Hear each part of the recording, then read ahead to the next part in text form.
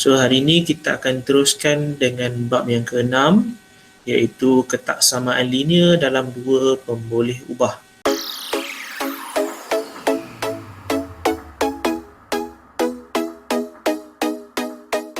Okay, kita imbas kembali, kita revise balik apa yang telah kamu pelajari sebelum ni, kerana ianya ada kaitan dengan apa yang akan kamu belajar untuk hari inilah.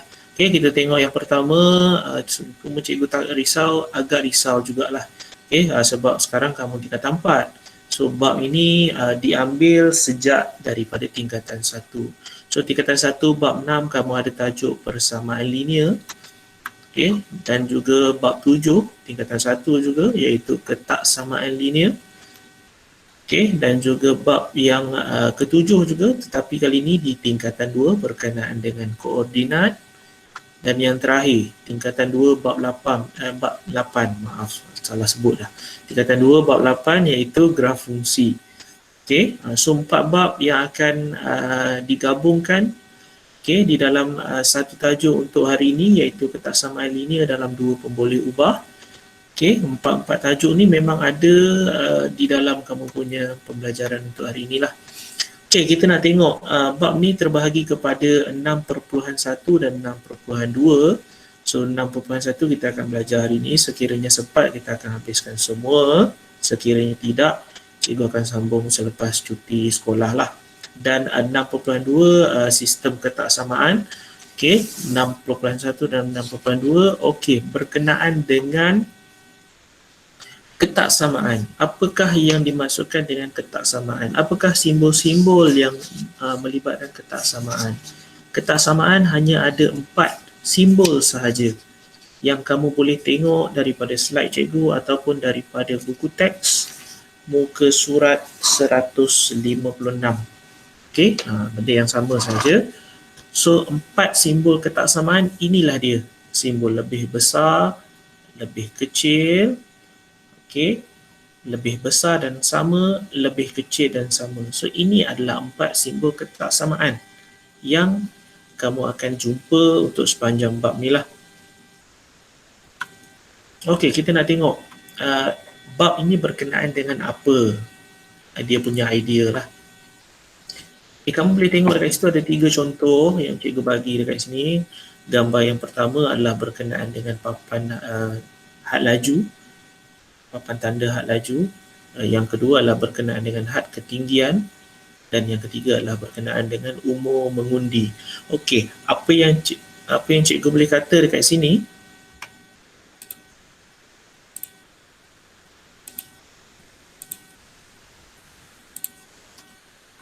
Apa yang cikgu boleh kata dekat sini adalah berkenaan dengan ketiga-tiga, mungkin paling kurang pun 2 papan tanda ni kamu pernah tengok, berkenaan dengan zon had laju dan juga had ketinggian. Kamu sepatutnya pernah tengoklah apakah kaitan papan tanda ini dengan had, ataupun apakah kaitan papan tanda ini dengan kita punya pembelajaran. So kamu tengok dekat sini, papan tanda yang pertama adalah berkenaan dengan had laju, dan kebiasaannya had laju ini boleh dilihat di jalan raya, dan ini adalah berkenaan dengan had kelajuan yang dibenarkan.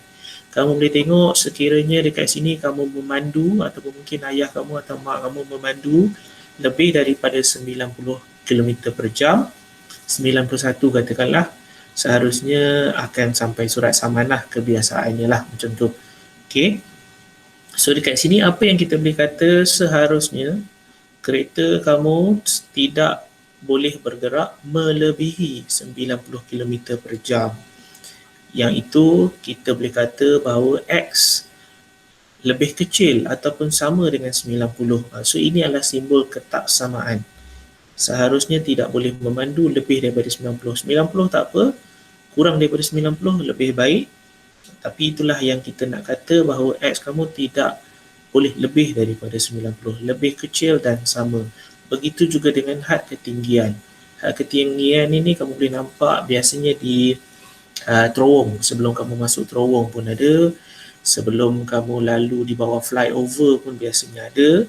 Had ketinggian ini kebiasaannya ditujukan khas untuk lori-lori kontena, yang mana dia perlu budget dia punya ketinggian lori itu berapa, sebelum dia lalu agar tidak tersangkut.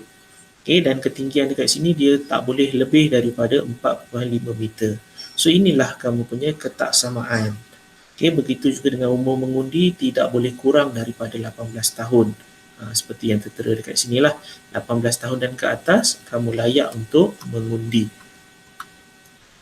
Okay, kita nak tengok yang pertama 6.1 iaitu ketaksamaan linear dalam dua pemboleh ubah. Seperti biasa, sekiranya tidak faham ataupun mungkin cikgu terlalu laju, boleh on mic dan juga terus bercakap. Cikgu perlahan sikit, mungkin perlu diulang, tak ada masalah. Okay, asalkan kamu dapat apa yang cikgu nak cuba sampaikan untuk hari ini. Ketaksamaan linear dalam dua pemboleh ubah, kita akan tengok 3 sub kepada subtopik berkenaan dengan bentuk konjektor titik dan juga berkenaan dengan melorik rantau.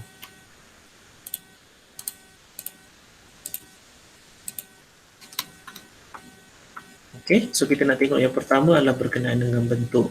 So apakah yang dimaksudkan dengan bentuk? Kamu akan mewakilkan ataupun mewakili situasi dalam bentuk ketaksamaan linear. Kamu akan membuat satu ayat, ayat ketaksamaan daripada kamu punya situasi. Itulah maksud kita nak buat bentuk ketaksamaan.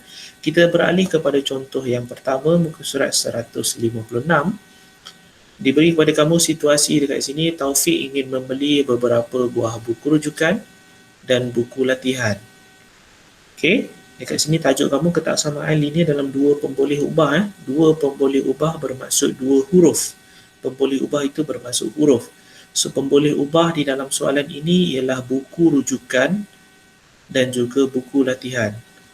Benda yang nak diuji, benda yang nak disoal berkenaan dengan buku rujukan dan juga buku latihan. So, inilah kamu punya pemboleh ubah. Taufik ingin membeli beberapa buah buku rujukan dan buku latihan semasa pameran buku diadakan. Taufik mendapati harga sebuah buku rujukan ialah RM14 dan harga sebuah buku latihan ialah RM9. Amount maksimum yang boleh dibelanjakan oleh Taufik ialah RM100. Taufik hanya memiliki RM100, tidak lebih daripada RM100. Wakilkan situasi dalam bentuk ketaksamaan linear yang sesuai. Seperti yang cikgu dah cakap, yang pertama kita nak tengok pemboleh ubah. Kerana pemboleh ubah ini adalah benda yang diuji lah. Okay, kalau kamu tengok dekat sini, buku rujukan dan juga buku latihan. Okay, pemboleh ubah kamu yang cikgu boleh wakilkan sebagai buku rujukan sebagai X dan juga buku latihan sebagai Y. Itu adalah kebiasaan lah berkaitan dengan pemboleh ubah X dan juga Y. Dan kita nak tengok nilai yang seterusnya, kamu ada RM14 dan juga RM9. Apakah RM14 itu? RM14 itu ialah harga untuk buku rujukan. Manakala RM9 itu adalah harga untuk buku latihan. Dan kamu boleh wakilkan sebagai nilai maksimum yang dia ada hanyalah RM100, tidak lebih. So last kali kamu boleh katakan bahawa harga RM14 untuk buku rujukan ditambah dengan RM9 untuk buku latihan, dan nilai kamu seharusnya lebih kecil dan sama dengan 100. Taufik, kita tak tahu berapa banyak buku rujukan dia nak beli, berapa banyak buku latihan yang nak dibeli berdasarkan harga RM14 dengan RM9, tapi seharusnya dia boleh membelanjakan wang, dia boleh hanya beli buku rujukan dan juga beberapa buku latihan tidak lebih daripada jumlah RM100. So itulah maksud dia. Okay, so cikgu harap kamu boleh faham macam mana cara untuk kita mengeluarkan bentuk ketaksamaan linear. Okay, kita takkan ada simbol sama dengan. Sama ada dia lebih kecil dan sama, atau mungkin lebih besar dan sama, lebih kecil atau lebih besar. Okay, yang seterusnya kita akan tengok konjektor titik. Konjektor titik, standard pembelajarannya ataupun objektifnya, akhir sekali kamu akan dapat membuat dan menentusahkan konjektor tentang titik dalam rantau dan penyelesaian bagi satu ketaksamaan linear. Apakah yang dimaksudkan dengan konjektor? Konjektor ni sebenarnya adalah kenyataan matematik yang disyaki benar Okey, kamu ada satu ayat matematik yang mungkin benar, yang diisyaki benar tetapi masih belum dijumpai bukti sama ada ianya benar atau tidak. Okey, maksudnya kamu kena buat pengiraan lah berkenaan dengan matematik. Apabila diberi kepada kamu satu konjektor, kamu kena buktikan melalui pengiraan, barulah kamu tahu ianya benar atau tidak. Itu maksud konjektor lah yang cikgu ambil daripada Wikipedia. Okey, berkenaan dengan slide yang ini, cikgu harap kamu boleh tengok dan boleh hafal dengan baik mana satu garisan sempang, mana satu garisan padu. Yang mana garisan sempang sebelum ni cikgu lebih familiar, lebih biasa cikgu guna garis putus-putus. Okey, garis padu yang mana sebelum ni cikgu familiar menggunakan garis tidak putus. Okey, solid line di bawah ni, solid line bahasa Inggerisnya, dan yang atas ni adalah dotted line. Berkenaan dengan 4 simbol dekat sini, cikgu harap kamu boleh tahu lebih besar itu adalah kanan ataupun atas. Okay, lebih besar maupun lebih besar dan sama, iaitu sebelah kanan dan atas. Manakala untuk kiri dan juga bawah, kiri atau bawah ianya sinonim dengan simbol lebih kecil maupun simbol lebih kecil dan sama. Cikgu harap kamu boleh hafal apakah macam mana kita nak tengok beza di antara garis sempang dan juga garis padu. Beza dia adalah yang bawah ni lah. Apabila garisan kamu putus-putus atau garis sempang, dia tiada simbol sama dengan di bawah. So apabila ianya adalah garis padu ataupun garis tidak putus, dia ada simbol sama dengan dekat bawah. So berkenaan dengan kanan, atas, kiri, bawah, kita akan tengok situasinya untuk slide yang berikut. Okey. Diberi kepada kamu satu satah kartes. Cikgu wujudkan kepada kamu garisan padu dekat situ. Garis padu, seharusnya garis padu adalah garis yang tidak putus. Kita nak tengok di manakah rantau atas, di manakah kawasan atas, di manakah kawasan bawah. Kalau ikutkan graf kamu ni adalah graf menaik. Garisan kamu ini adalah garisan menaik. Kenapa cikgu kata garisan ini adalah garisan menaik? Kerana kita akan tengok daripada X negatif sehingga X positif. So X negatif kamu bermula daripada sebelah kiri, iaitu daripada bawah, dan X positif kamu berakhir di sebelah atas. Bermaksud garisan kamu daripada X negatif dia naik sehingga ke X positif. Sebab itulah cikgu panggil dia sebagai garisan positif ataupun kecurunan positif.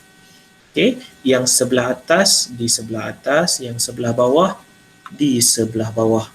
Macam mana kamu nak tengok beza atas bawah? Buat masa ni kamu hafal dulu. Atas yang sebelah kiri, yang sebelah ini adalah yang bawah. Okey, sekiranya garisan kamu garis menaik.